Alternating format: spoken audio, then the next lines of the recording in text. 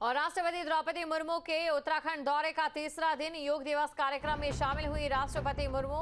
Police line में राष्ट्रपति ने योग किया। राज्यपाल, कई मंत्री साथ में मौजूद रहे। आज दिल्ली वापस लौटेंगे राष्ट्रपति। तो ये बड़ी खबर आपको बता रहे हैं, आज अंतर्राष्ट्रीय योग दिवस मनाया जा रहा है और वो तस्वीरें आपको दिखा रहे हैं राष्ट्रपति द्रौपदी मुर्मू के उत्तराखंड दौरे का।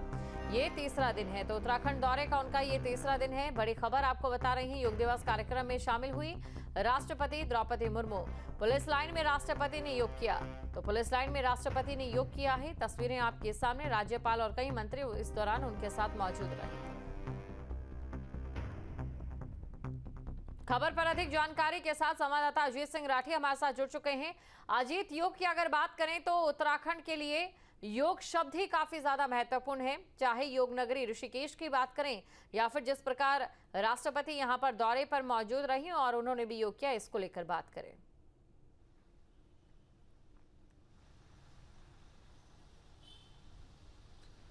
जी बिल्कुल, देखिए आज राष्ट्रपति द्रौपदी मुर्मू का तीसरा दिन है और आज वो सुबह 7:30 बजे देहरादून की पुलिस लाइन में जो अंतर्राष्ट्रीय योग दिवस का जो एक बड़ा सम्मेलन था तो उसमें बतौर मुख्य अतिथि शामिल हुई और उन्होंने 7:30 बजे योग किया और उसके बाद तकरीबन 8:30 बजे के आसपास उन्होंने जो जितने भी वहाँ योग महोत्सव में योग सम्मेलन में शामिल होने हजारों सैकड़ों लोग आए थे तो उनको संबोधित भी किया।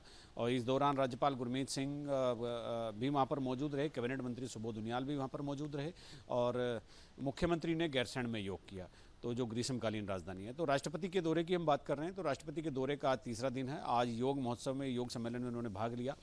कल का दिन उनका बड़ा उनके लिए बहुत भावुक दिन रहा। कल उनका जन्मदिन था और महामहिम राष्ट्रपति के जन्मदिन पर जो NIVH है, जो दृष्टिबाधित एक विकलांग संस्थान है, तो वहाँ पर वो गई थी, तो दृष्टिबाधित बच्चों ने उनके लिए गीत गाया, तो वो काफ़ी भावुक भी हो गई। और उसके बाद फिर उन्होंने नैनीताल राजभवन को लेकर के एक डाक टिकट भी जारी किया।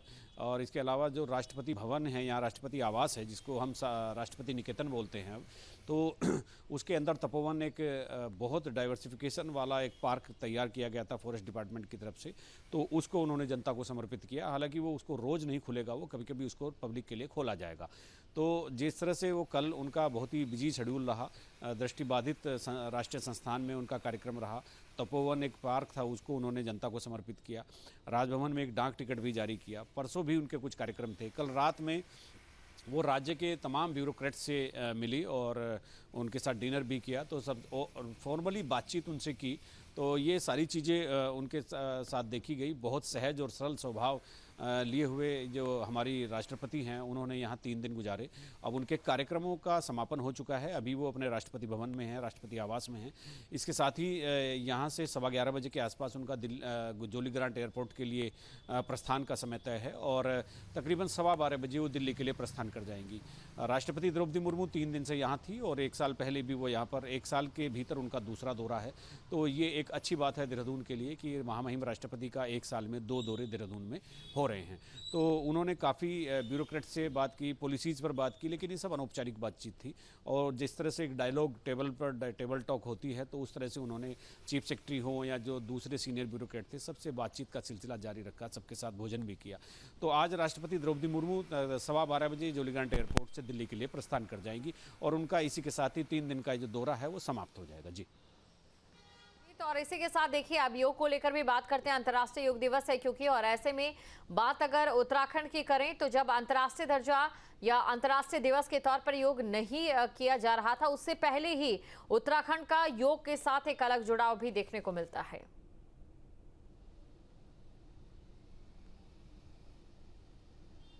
जी बिल्कुल, देखिए यहाँ तो ऋषिकेश को योग नगरी कहते हैं। तो ऋषिकेश में योग का एक बहुत बड़ा स्कोप है, बहुत बड़े इंस्टीट्यूट हैं और बड़ी संख्या में यहाँ पर आश्रमों में योग किया जाता है। विदेशी सैलानी भी यहाँ पर महीनों 2-3 महीने 6 महीने तक यहाँ पर आते रहते योग करते हैं।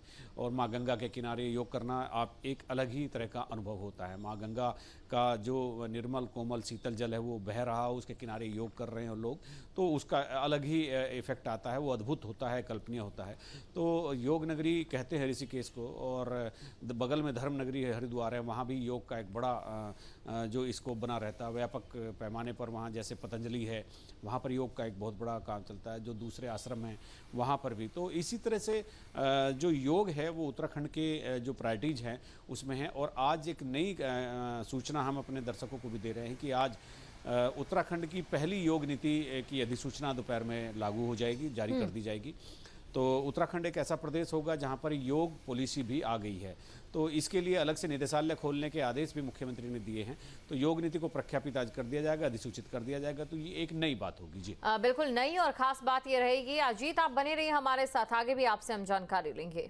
जहाँ भक्ति है हर शब्द में, कथाओं में छुपे हैं दिव्य रहस्य और ज्योतिष देता है जीवन को दिशा। धर्म से जुड़ी हर बातों को जानने के लिए हमारे चैनल स्तुति को सब्सक्राइब करें।